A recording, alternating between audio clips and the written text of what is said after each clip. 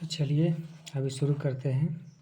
हम लोग देख रहे थे रिप्रेजेंटेशन ऑफ ऑर्गेनिक कंपाउंड। तो ऑर्गेनिक कंपाउंड का रिप्रेजेंटेशन का ये दूसरा तरीका है, कंप्लीट स्ट्रक्चरल फार्मूला। जब भी किसी ऑर्गेनिक कंपाउंड को इस फार्मूले के जरिए रिप्रेजेंट करेंगे तो याद रखना, उस फार्मूला में, कंप्लीट स्ट्रक्चर फार्मूला में जब भी किसी ऑर्गेनिक कंपाउंड को रिप्रेजेंट करते हैं तो उसमें मॉलिक्यूल के भीतर जितना भी एटम होगा वो सब नज़र आएगा और एटम के बीच जो बॉन्ड होगा वो सब दिखाना पड़ता है। मतलब कंप्लीट स्ट्रक्चर फार्मूला में जब भी रिप्रेजेंट करेंगे ऑर्गेनिक मॉलिक्यूल को तो याद रखना उस मॉलिक्यूल में जितने भी एटम है वो दिखाना पड़ेगा और एटम के बीच जो भी बॉन्ड है, जितने भी बॉन्ड है वो सब दिखाना पड़ेगा। मतलब एटम के बीच की कनेक्टिविटी भी दिखाना पड़ेगा।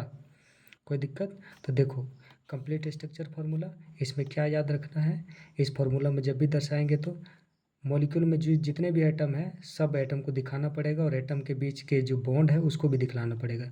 तो all atoms and bonds are shown, इसको याद रखना, इतना भेजा में रखना हो जाएगा। जैसे देखो इधर कंपाउंड लिखा गया है और इधर लिखा गया है कंप्लीट स्ट्रक्चरल फार्मूला। मतलब कंपाउंड और उस कंपाउंड का इधर कंप्लीट स्ट्रक्चरल फार्मूला लिखा गया है।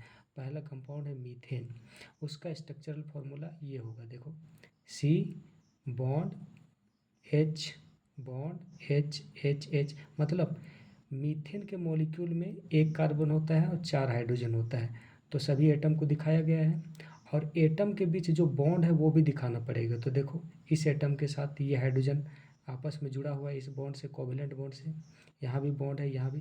मतलब एटम के बीच जो बॉन्ड है वो सब दिखलाना पड़ता है सभी एटम को, और उसके बीच जो बॉन्ड बन रहा है उस सभी बॉन्ड को दिखलाना पड़ता है कंप्लीट स्ट्रक्चरल फार्मूला में। बस इतना याद रखना। देखो इथीन है कंपाउंड, इसका कंप्लीट स्ट्रक्चरल फार्मूला ये हुआ। सभी एटम दिख रहा है, इथिन मॉलिक्यूल में 2 कार्बन एटम होता है और 6 हाइड्रोजन एटम होता है, दिख रहा है। और उसके बीच जितने भी बॉन्ड होते हैं एटम के बीच में वो सब दिखलाया गया है, इसलिए ये कहलाएगा कंप्लीट स्ट्रक्चर फार्मूला। प्रोपेन का देखो, प्रोपेन कंपाउंड होता है, उसका स्ट्रक्चरल फार्मूला ये है।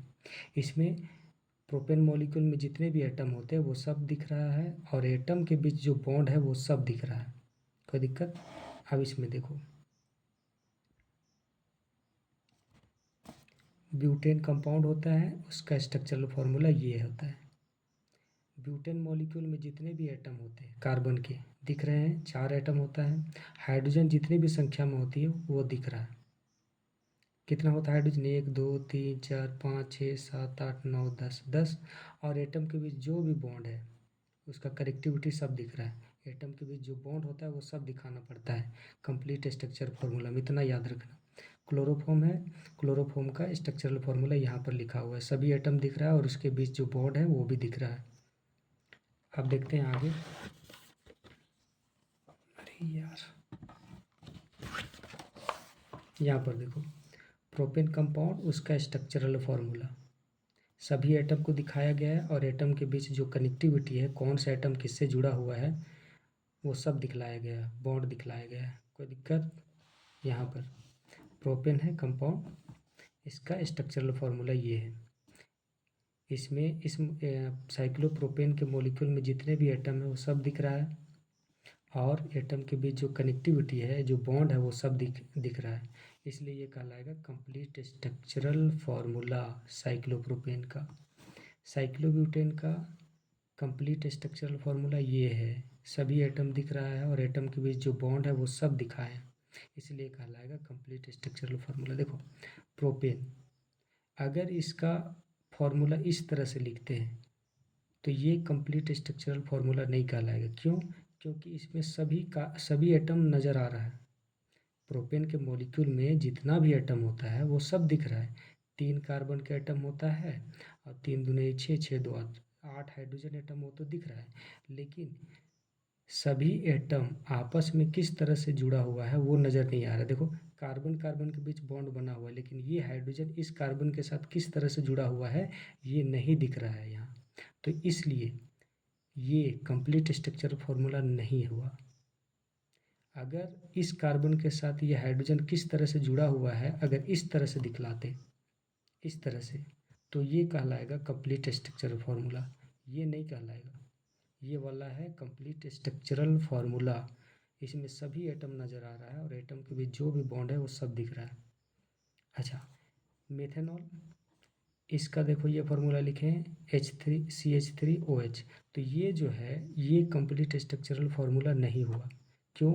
क्योंकि देखो यहाँ सभी एटम नज़र आ रहा है, लेकिन एटम के बीच जो बॉन्ड है, सभी जितना भी बॉन्ड होता है वो नज़र नहीं आ रहा है। ये कार्बन हाइड्रोजन से किस तरह से जुड़ा हुआ है, मतलब ये कार्बन और ये हाइड्रोजन के बीच जो बॉन्ड बन रहा है वो नहीं दिखाया गया है, इसलिए ये कंप्लीट स्ट्रक्चर फार्मूला नहीं हुआ। ये वाला होगा मिथेनॉल का कंप्लीट स्ट्रक्चरल फार्मूला, क्योंकि सभी बॉन्ड नज़र, सभी एटम नज़र आ रहा है, दिखाई दे रहा है, सभी एटम नज़र आ रहा है। और एटम के बीच जो बॉन्ड है, एटम आपस में किस तरह से जुड़ा हुआ है वो सब नज़र आ रहा है, इसलिए ये है कंप्लीट स्ट्रक्चरल फार्मूला मिथेनॉल का, ये वाला नहीं है। बात समझ में आया? चलो आज के लिए इतना ही।